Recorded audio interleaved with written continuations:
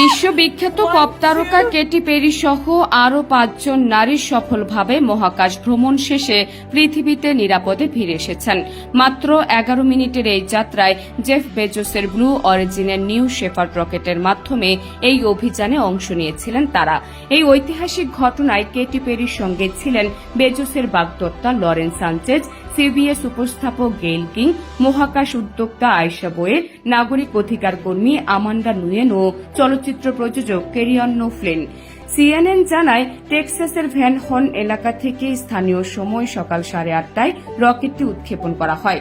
মাত্র 11 মিনিট স্থায়ী এই মহাকাশ যাত্রায় তারা পৃথিবীর পৃষ্ঠ থেকে 100 কিলোমিটার উপরে উঠে গিয়েছিলেন, যা আন্তর্জাতিকভাবে স্বীকৃত মহাকাশ সীমার উপরে।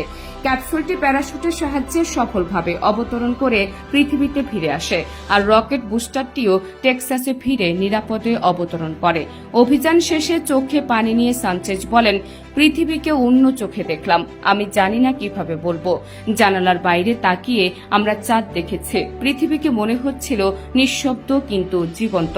কেটি পেরি বলেন, আমি এখন জীবনের সঙ্গে গভীরভাবে সংযোগ বোধ করছি, ভালোবাসার সঙ্গেও। তিনি কন্যার নামে একটি ডেইজি ফুল আকাশের দিকে তুলে ধরেন।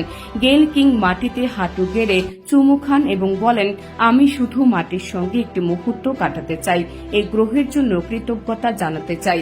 আর শেষে বেরিয়ে আসা ক্রু সদস্য কেরিয়ান ফ্লিন চিৎকার করে নিজের মহাকাশ যাওয়ার কথা পৃথিবীকে জানাতে থাকেন।